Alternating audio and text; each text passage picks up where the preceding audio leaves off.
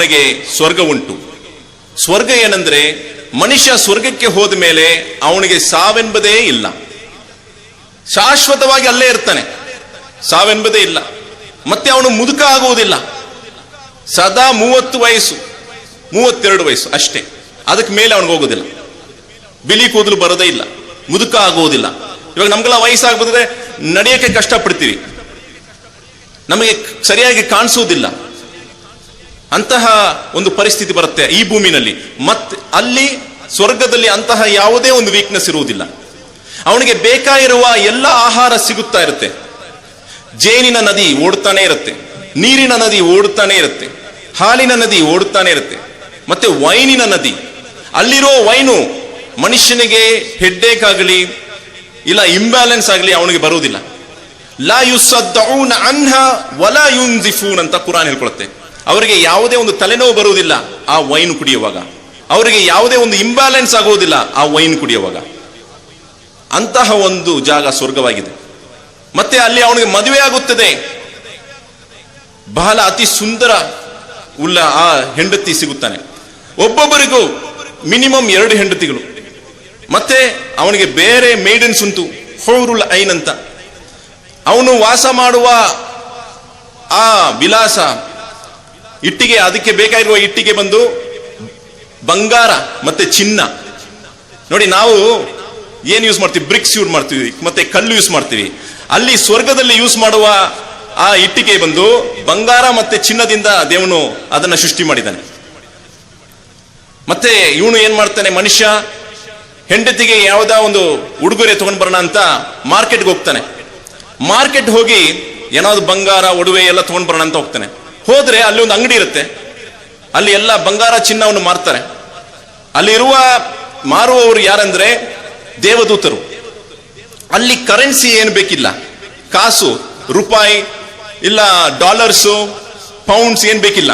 ಅಲ್ಲಿ ಹೋಗ್ಬಿಟ್ಟು ಸುಬ್ಹಾನಲ್ಲಾಹ್ ಅಂತ ಹೇಳಿದ್ರೆ ಕೂಡ ಒಂದು ಬಂಗಾರ ನಿಮ್ ಕೈಗೆ ಬರುತ್ತೆ.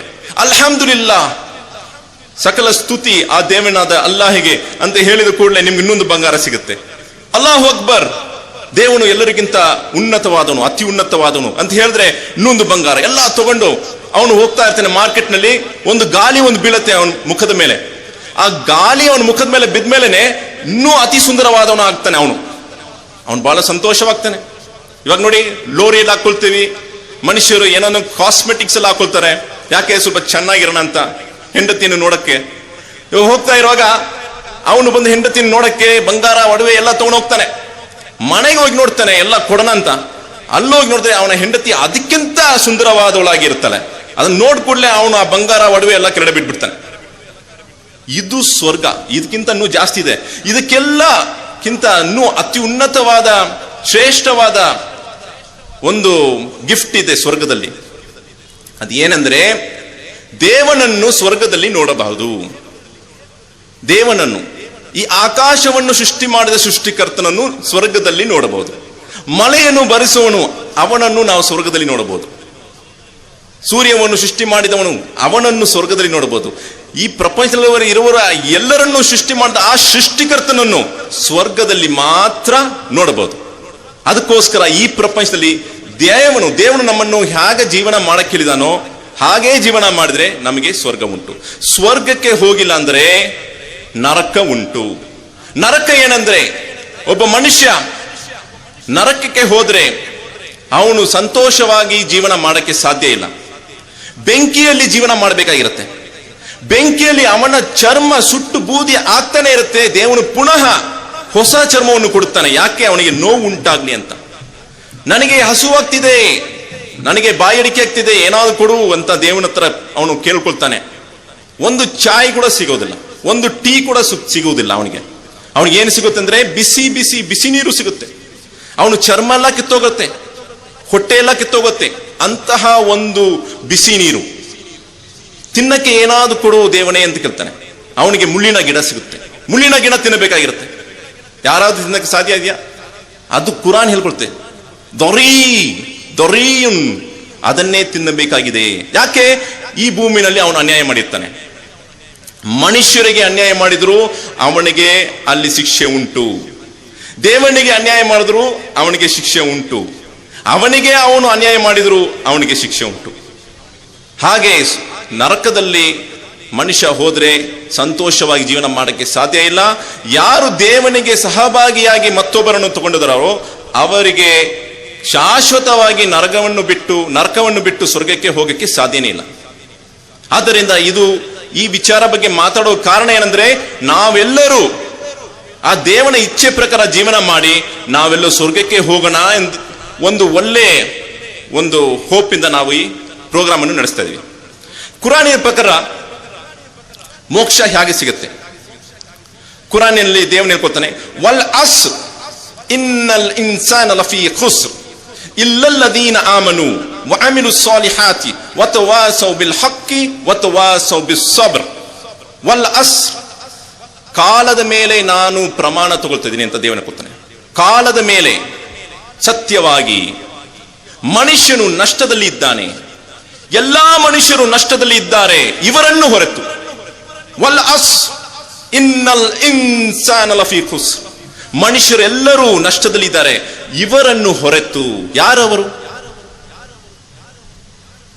ಇಲ್ಲಲ್ಲದೀನ ಆಮನು, ಸತ್ಯ ವಿಶ್ವಾಸಿಗಳು, ದೇವನನ್ನು ನಂಬುವವರು. ವಾಮಿಲು ಸಾಲಿಹಾತ್, ಮತ್ತೆ ಒಳ್ಳೆಯ ಕರ್ಮಗಳನ್ನು ಮಾಡುವವರು. ಬರೀ ಸತ್ಯ ವಿಶ್ವಾಸಿ ಅಂತ ಹೇಳ್ಕೊಂಡು ತಪ್ಪು ಕೆಲಸ ಮಾಡುವರಲ್ಲ, ಒಳ್ಳೆಯ ಕರ್ಮಗಳನ್ನು ಮಾಡುವರು. ವತವಾಸೋ ಬಿಲ್ ಹಕ್ಕಿ ವತವಾಸೋ ಬಿಸ್ ಸಬ್ರಿ,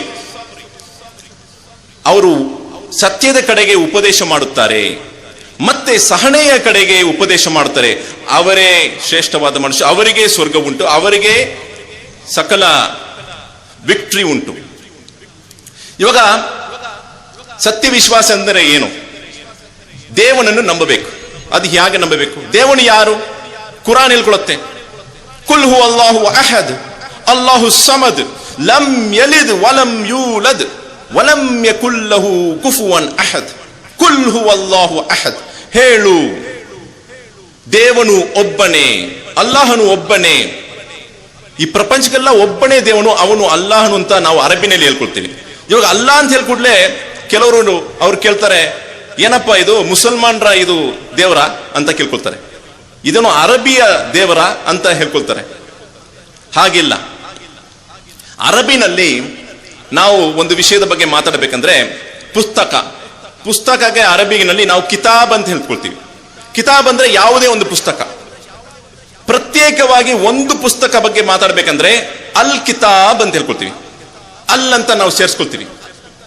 ಅಲ್ಲಂತ ಸೇರಿಸ್ಕೊಟ್ರೆ ಅದು ಬಂದು ಪ್ರತ್ಯೇಕವಾಗಿ ಒಂದು ಕಿತಾಬ್, ಒಂದು ಪುಸ್ತಕ. ಅದೇ ತರ ಅರಬಿನಲ್ಲಿ ಸೆಲ್ಫೋನ್ಗೆ ಹಾತಿಫ್ ಅಂತ ಹೇಳ್ಕೊಳ್ತಾರೆ. ಹಾತಿಫ್, ಯಾವುದೇ ಒಂದು ಸೆಲ್ಫೋನ್ಗೆ ಹಾತಿಫ್ ಅಂತ ಹೇಳ್ಕೊಳ್ತಾರೆ. ಪ್ರತ್ಯೇಕವಾಗಿ ಒಂದು ಸೆಲ್ಫೋನ್ ಬಗ್ಗೆ ಮಾತಾಡಬೇಕಂದ್ರೆ ಅಲ್ಲನ್ನು ಸೇರಿಸ್ಕೊಂಡು ಅಲ್ ಹಾತಿಫ್ ಅಂತ. ಅಲ್ ಹಾತಿಫ್ ಅಂದ್ರೆ ಪ್ರತ್ಯೇಕವಾಗಿ ಒಂದು ಮೊಬೈಲಿನ ಫೋನ್.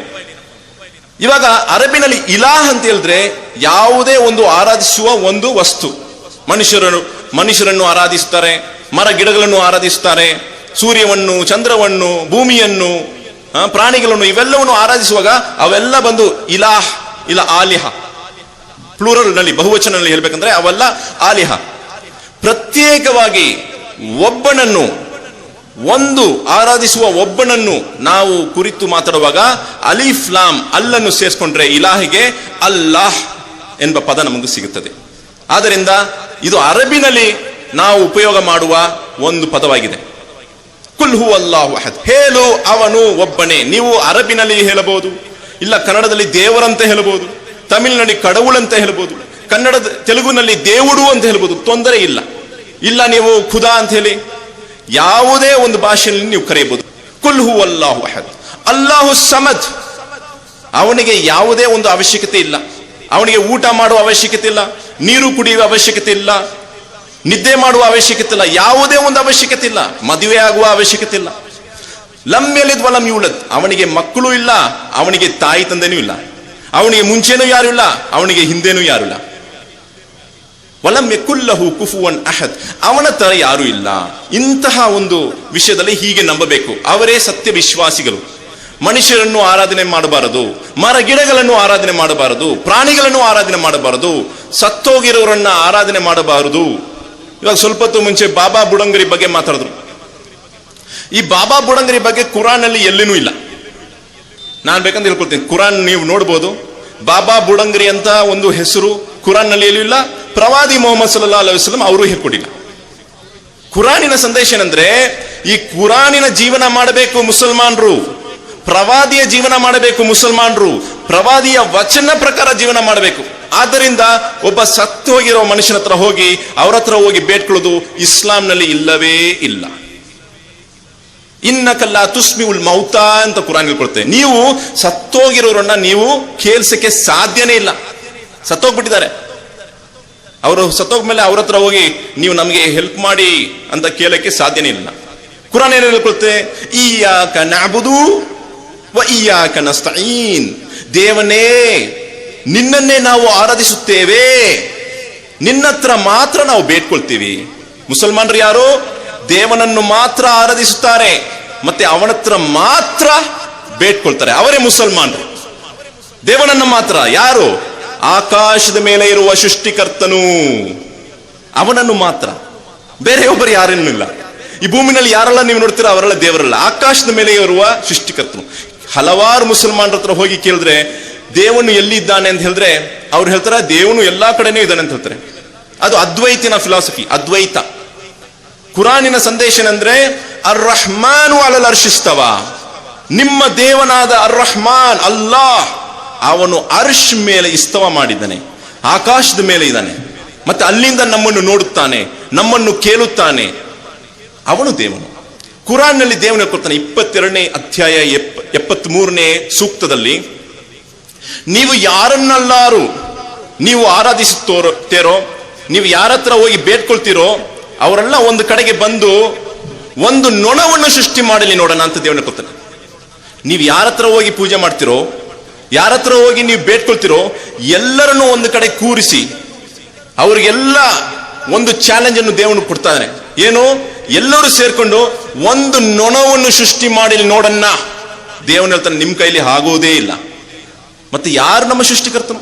ಇಲ್ಲಿ ನೋಡಿ ಎಷ್ಟು ನೊಣಗಳಿವೆ, ಇಲ್ಲಿ ನೊಣಗಳಿವೆ, ಇವೆಲ್ಲ ಎಲ್ಲಿಂದ ಬಂತು? ನಾನು ಅಂತೂ ಸೃಷ್ಟಿ ಮಾಡಿಲ್ಲ, ಇಲ್ಲಿರೋರು ಯಾರು ಸೃಷ್ಟಿ ಮಾಡಿಲ್ಲ, ಇಲ್ಲಿರೋರು ಯಾರು ಈ ಭೂಮಿನ ಕೊಪ್ಪನಲ್ಲಿ ಇರುವ ಯಾರು ಸೃಷ್ಟಿ ಮಾಡಿಲ್ಲ. ಮತ್ತೆ ಇವೆಲ್ಲವನ್ನು ಸೃಷ್ಟಿ ಮಾಡಿದ ಸೃಷ್ಟಿಕರ್ತನು ಯಾರು? ಅವನೇ ಸೃಷ್ಟಿಕರ್ತನು. ಮತ್ತೆ ಈ ವಿಶ್ವಾಸವನ್ನು ನಾವು ತೆಗೆದು ಬಂದ್ರೆ ಅವನು ಏನ್ ಮಾಡ್ತಾನೆ? ಮನುಷ್ಯ ದೇವನನ್ನು ಮಾತ್ರ ಆರಾಧನೆ ಮಾಡ್ತಾನೆ, ಬೇರೆ ಯಾರ ಹತ್ರ ಹೋಗಿ ಅವನು ಒಂದು ಬೇಡ್ಕೊಳ್ಳೋದಿಲ್ಲ. ಇವಾಗ ಕುರಾನ್ ನಲ್ಲಿ ದೇವನ ಕೊಳ್ತಾನೆ ಹಲವಾರು ಜಾಗದಲ್ಲಿ. ಸೂರೆ ಬನಿ ಇಸ್ರಾಯೇಲ್ ನಲ್ಲಿ 17ನೇ ಅಧ್ಯಾಯ 66ನೇ ಸೂಕ್ತದಲ್ಲಿ ದೇವನ ಕೊಳ್ತಾನೆ, ನೀವು ದೋಣಿಯಲ್ಲಿ ಹೋಗುತ್ತಾ ಇರುವಾಗ, ಸಮುದ್ರದಲ್ಲಿ ನೀವು ಪ್ರಯಾಣ ಮಾಡುತ್ತಿರುವಾಗ ನಿಮಗೆ ಯಾವುದೇ ಒಂದು ಕಷ್ಟ ಬಂದ್ರೆ ನೀವು ಎಲ್ಲರನ್ನೂ ಮರ್ತು ಬಿಡ್ತೀರಾ, ಆದರೆ ನನ್ನನ್ನ ಜ್ಞಾಪಿಸ್ಕೊಳ್ತೀರಾ. ಸಮುದ್ರದಲ್ಲಿ ಹೋಗುವಾಗ, ದೋಣಿಯಲ್ಲಿ ಹೋಗ್ತಿರುವಾಗ ಅಲ್ಲಿ ಮಸ್ಜಿದ್ ಇಲ್ಲ, ಅಲ್ಲಿ ಟೆಂಪಲ್ ಇಲ್ಲ, ಮಂದಿರ ಇಲ್ಲ, ಅಲ್ಲಿ ದರ್ಗಾ ಇಲ್ಲ, ಅಲ್ಲಿ ಯಾವುದೇ ಒಂದು ಮೂರ್ತಿ ಇಲ್ಲ, ಏನೂ ಇಲ್ಲ. ಸಮುದ್ರದಲ್ಲಿ ನಾವು ದೋಣಿಯಲ್ಲಿ ಹೋಗ್ತಿದ್ವಿ, ಅಲ್ಲಿ ಸ್ವಲ್ಪ ಏನೋ ಕಷ್ಟ ಬಂದ್ಬಿಡ್ತು, ಮುಳುಗ್ತರಾಗ್ತಿದೆ ದೋಣಿ. ಅವಾಗ ನಾವು ಏನ್ ಮಾಡ್ತೀವಿ? ದೇವನೇ ನನ್ನ ಕಾಪಾಡು, ಖುದಾ ಮುಜೆ ಬಚಾ, ಕಡೋಳೆ ಎನ್ನೇ ಕಾಪಾತು, ದೇವುಡೇ. ತೆಲುಗುನಲ್ಲಿ ಅಷ್ಟು ಬಂದಿಲ್ಲ, ಎಲ್ಲ ನನ್ನ ಕಾಪಾಡಿ ಅಂತ ಹೇಳ್ಕೊಳ್ತೀವ. ಯಾರು ನಮ್ಮ ಮಾತನ್ನು ಕೇಳೋನು? ನೀವು ಕಾಡ್ನಲ್ಲಿರುವಾಗ, ಕಾಡ್ನಲ್ಲಿ ನೀವು ಹುಲಿ ಬಂದ್ಬಿಡ್ತು, ಸಿಂಹ ಬಂದ್ಬಿಡ್ತು, ಯಾರನ್ನ ನೀವು ಕೂಗ್ತೀರಾ? ದೇವನೇ ನನ್ನ ಕಾಪಾಡು. ಅವನೇ ದೇವನು, ಅವನೇ ದೇವನು, ಬೇರೆ ಯಾರು ಇಲ್ಲ. ನೀವು ಯಾರ ಹತ್ರ ನೀವು ಬೇಡ್ಕೊಳ್ತೀರಾ ಅವನೇ ದೇವನು. ಯಾರು ನಮ್ಮ ಮಾತನ್ನು ಕೇಳ್ತಾನೆ ನೀವು ನಂಬ್ತಿರೋ ಅವನೇ ದೇವನು. ಇದು ಎಲ್ಲರ ಹೃದಯದಲ್ಲಿ ಈ ಮಾತಿದೆ. ಒಬ್ಬ ಯಾರೋ ನಮ್ಗೆ ಸಾಲ ಕೊಡ್ಬೇಕಿದೆ, ಸಾಲ ನಮ್ಗೆ ಕೊಡ್ಬೇಕಿದೆ, ಸಾಲ ಕೊಡಲ್ಲ ಅಂತ ಹೇಳ್ತಾನೆ. ನಾವು ಫೋನ್ ನಲ್ಲಿ ಮಾತಾಡ್ತಿದ್ವಿ, ಏಯ್ ಸಾಲ ಕೊಡೋ, ಅವನ ಹೇಳ್ತಾನೆ ನಾನು ಕೊಡೋದೇ ಇಲ್ಲ, ಏನೋ ಮಾಡೋ, ಏನ್ ಬೇಗ ಮಾಡ್ಕೊ. ನಾವು ಹೇಳ್ತೀವಿ ಮೇಲೊಬ್ಬ ಇದ್ದಾನೆ ನೋಡ್ತಾ ಇದ್ದಾನೆ ಅಂತ ಹೇಳ್ಕೊಳ್ತೀವಲ್ಲ, ನಾವನ್ನೇ ಹೇಳ್ಕೊಳ್ತೀವಿ. ಎಲ್ಲರೂ ಹೇಳ್ತಾರೆ, ಮುಸಲ್ಮಾನರು ಹೇಳ್ತಾರೆ, ಮುಸಲ್ಮಾನ್ ಇಲ್ಲದೆ ಮತ್ತೆ ಧರ್ಮದವರು ಹೇಳ್ಕೊಳ್ತಾರೆ. ಏನಂತ ಹೇಳ್ಕೊಳ್ತಾರೆ? ಮೇಲೊಬ್ಬ ಇದ್ದಾನೆ ಅಂತ. ಯಾರು ಹೇಳ್ಕೊಟ್ರು ಮೇಲೊಬ್ಬ ಇದ್ದಾನಂತ? ಅದೇ ದೇವನು ನಮ್ಮ ಹೃದಯದಲ್ಲಿ ಹಾಕಿ ಈ ಭೂಮಿಗೆ ಕಳಿಸಿದ್ದಾನೆ. ಇವಾಗ ನೀವು ನಿಮ್ಮ ಮನಸ್ಸಲ್ಲಿ ಒಂದು ವಿಚಾರ ಬರ್ಬೋದು, ಏನ್ರಪ್ಪ ಮುಸಲ್ಮಾನರು ಎಲ್ಲಿಂದೋ ಬಂದಿದ್ದಾರೆ, ಅರೇಬಿಯಿಂದ ಬಂದಿದ್ದಾರೆ, ನೋಡಿ ಈ ಗಡ್ಡೆಲ್ಲ ಬಿಟ್ಟಿದ್ದಾರೆ, ಟೋಪಿ ಹಾಕೊಂಡಿದ್ದಾರೆ, ಇವರೆಲ್ಲ ಅರೇಬಿಯಿಂದ ಬಂದಿರಬೇಕು ಅಂತ ಒಂದು ಮಾತು, ಒಂದು ವಿಚಾರ ಬರ್ಬೋದು. ನಾನೊಂದು ವಿಷಯ ಹೇಳ್ತಿದ್ದೀನಿ. ಈ ಇಂಡಿಯಾನಲ್ಲಿ ಇರುವ ಮುಸಲ್ಮಾನರು ಇವರೆಲ್ಲ ಈ ಮಣ್ಣಿನ ಮಕ್ಕಳೇ. ಒಂದು ಕಾಲ ಇಲ್ಲ ಒಂದು ಕಾಲ ಅವರು ಇಸ್ಲಾಂ ಧರ್ಮವನ್ನು ಸ್ವೀಕರಿಸಿದ್ದಾರೆ.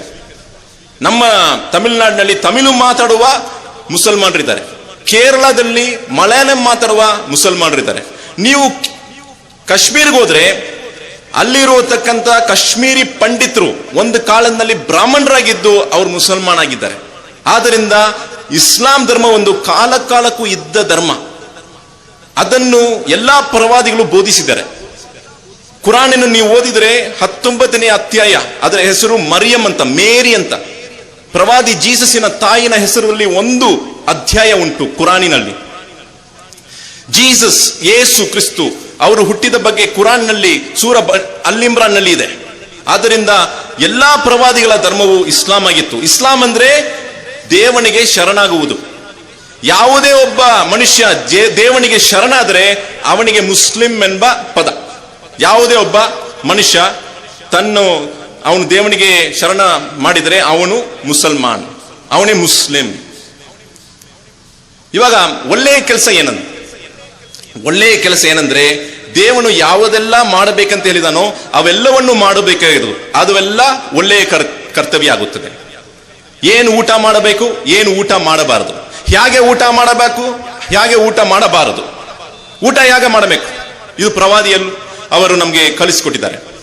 ಊಟ ಮಾಡುವಾಗ ಕೈ ತೊಳೆದ್ಬಿಟ್ಟು ರೈಟ್ ಹ್ಯಾಂಡ್ ಇಂದ ನಾವು ತಿನ್ನಬೇಕು.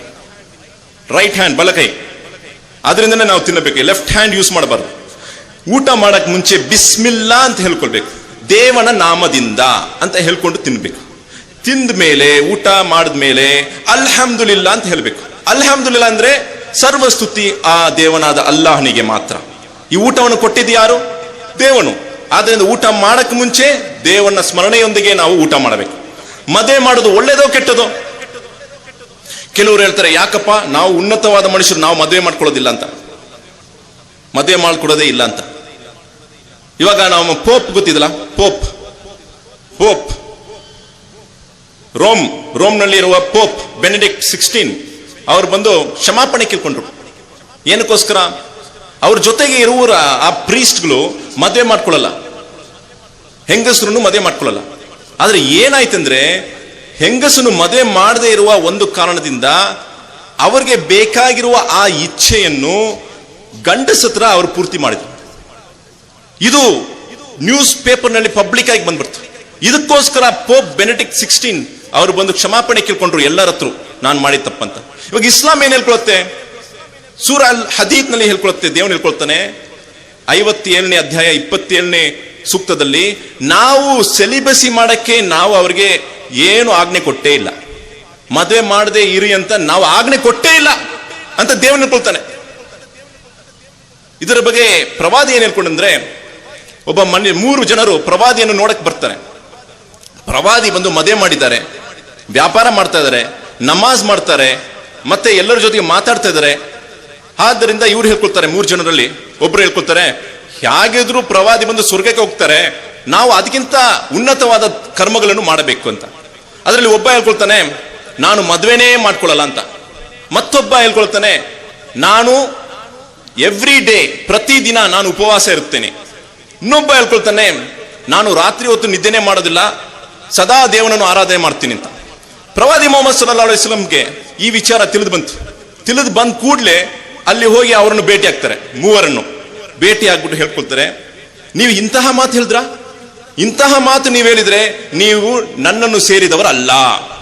ಪ್ರವಾದಿ ಮೊಹಮ್ಮದ್ ಸಲ್ಲಲ್ಲಾಹು ಅಲೈಹಿ ವಸಲ್ಲಂ ಹೇಳ್ಕೊಳ್ತಾರೆ, ನಿಮಗೆ ನಿಮ್ಮ ಕಣ್ಣಿನ ಮೇಲೆ ರೈಟ್ಸ್ ಉಂಟು, ಆದ್ದರಿಂದ ನೀವು ನಿದ್ದೆ ಮಾಡಬೇಕಾಗಿದೆ. ಕಣ್ಣಿಗೂ ನೀವು ಕೊಡಬೇಕಾಗಿರುವ ರೈಟ್ಸ್ ಇದೆ, ಆದ್ದರಿಂದ ಕಣ್ಣಿಗೆ ನೀವು ಆರಾಮ್ ಕೊಡಬೇಕು. ಆದ್ದರಿಂದ ನೀವು ಏನ್ ಮಾಡಬೇಕು?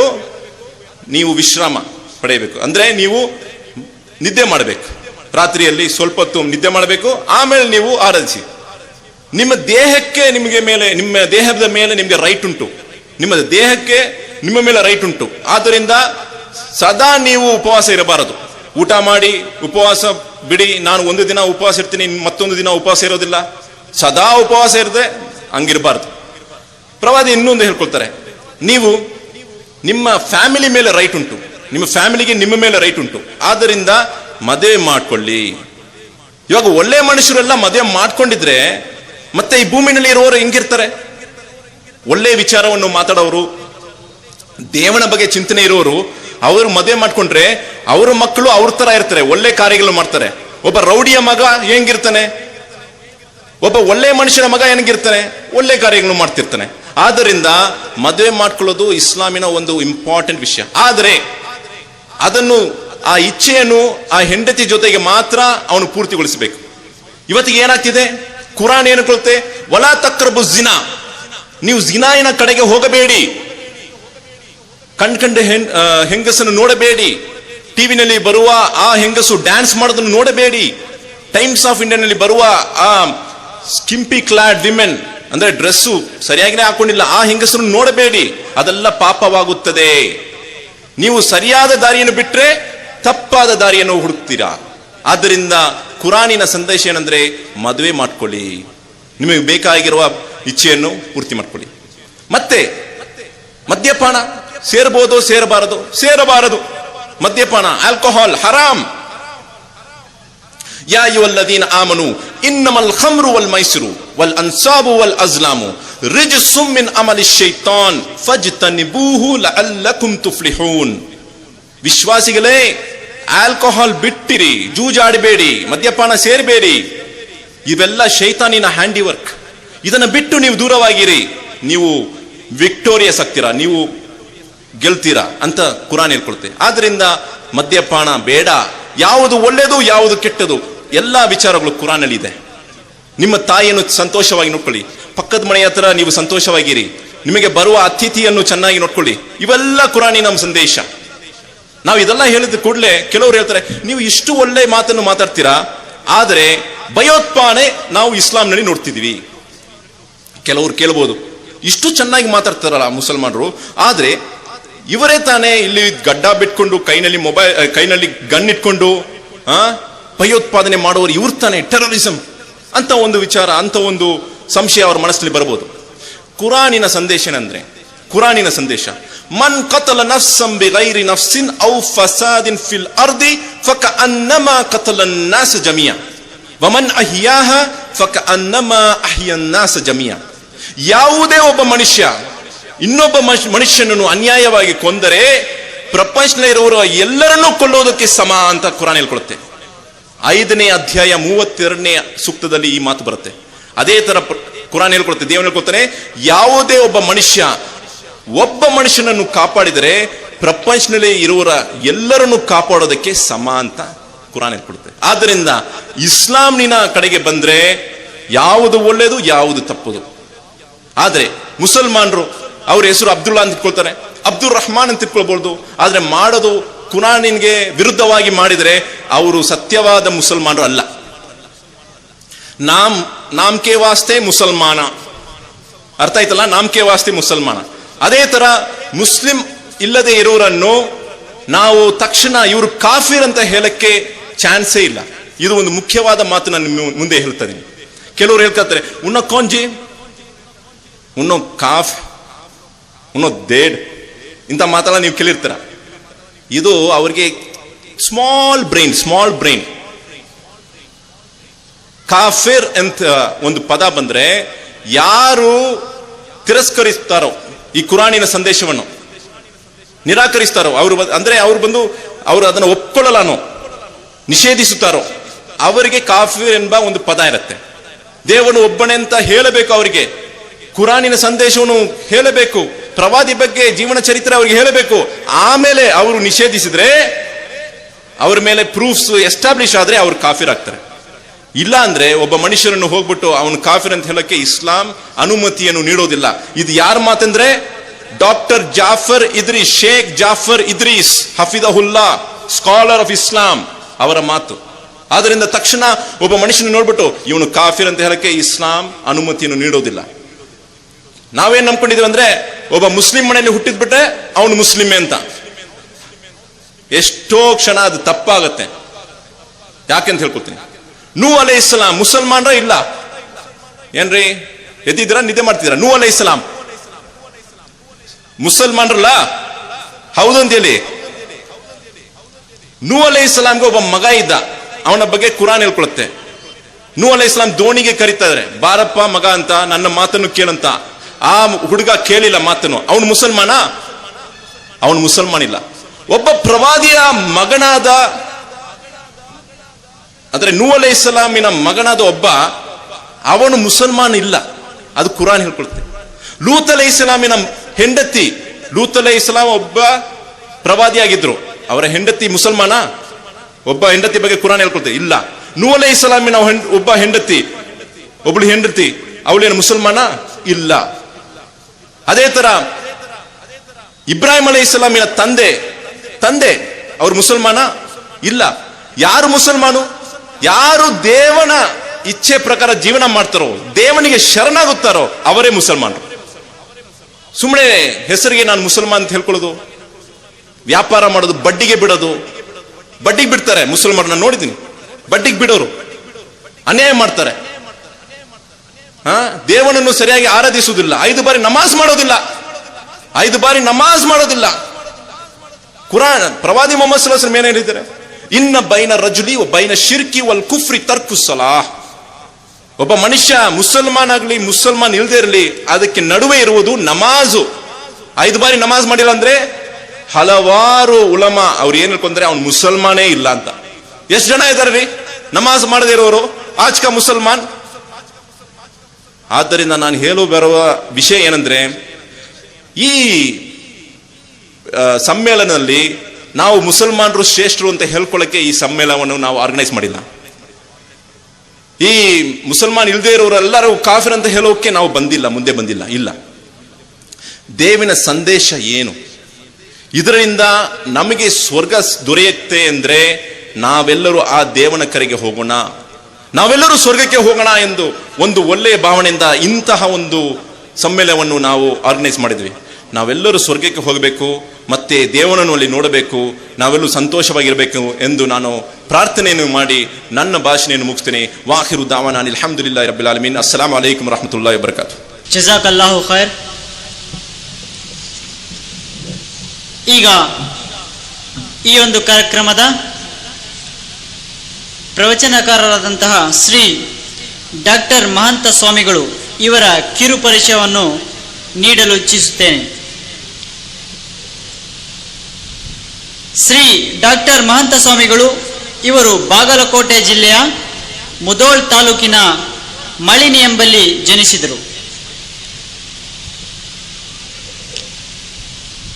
ಇವರು ಸಾಮಾಜಿಕ ಸುಧಾರಣೆಯಲ್ಲಿ ತಮ್ಮನ್ನು ತೊಡಗಿಸಿಕೊಂಡಿದ್ದಾರೆ. ಹಲವಾರು ಜನಪರ ಸುಧಾರಣೆಗಳನ್ನು ಮಾಡುವುದರ ಮೂಲಕ ಸಮಾಜದ ಅಭಿವೃದ್ಧಿಯ ಹರಿಕಾರರಾಗಿದ್ದಾರೆ. ಈಗ ಶ್ರೀ ಡಾಕ್ಟರ್ ಮಹಂತ ಸ್ವಾಮಿಗಳು ಇವರು ತಮ್ಮ ಅನಿಸಿಕೆಗಳನ್ನು ಹೇಳಲಿದ್ದಾರೆ. ಓಂ ಶ್ರೀ ಗುರು ಬಸವಲಿಂಗಾಯ ನಮಃ.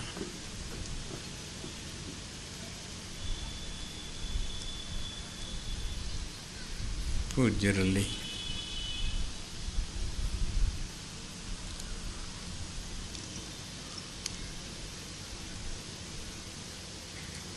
ಈ ಕಾರ್ಯಕ್ರಮದಲ್ಲಿ ಸಮಾವೇಶಗೊಂಡ ನಮ್ಮವರೇ ಆದ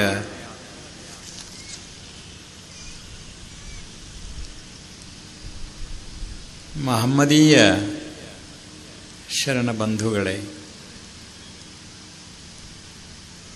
ಈ ಕಾರ್ಯಕ್ರಮ ನೋಡಿ ನಮಗೆ ಹಿಡಿಸಲಾರದಷ್ಟು ಸಂತೋಷ ಆಗಿದೆ.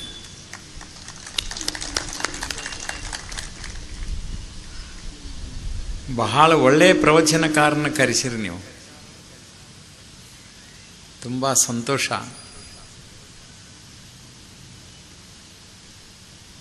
ಮಹಮ್ಮದಿಯರು ಎಲ್ಲೇ ಕಾರ್ಯಕ್ರಮ ಕರೀಲಿ ನಮ್ಮನ್ನು, ಎಲ್ಲ ಕೆಲಸ ಬಿಟ್ಟು ಹೋಗಿಬಿಡ್ತೀವಿ ರೀ ನಾವು. ಅದೇನೋ ಒಂದು ಆತ್ಮೀಯ ಸಂಬಂಧ ಅದು. ನಮಗೆ ಅಷ್ಟೊಂದು ಆರೋಗ್ಯ ಚೆನ್ನಾಗಿಲ್ಲ, ನಾವು ಹೇಳಿದೀವಿ ಎಲ್ಲ ಅಪ್ಪಗಳಿಗೆ ನೀವೇ ಹೋಗಿ ಮಾತಾಡ್ರಿ ಹೇಳಿದೆವು. ಆದರೆ ಒಳಗಿರತಕ್ಕಂಥ ನಮ್ಮ ಆತ್ಮ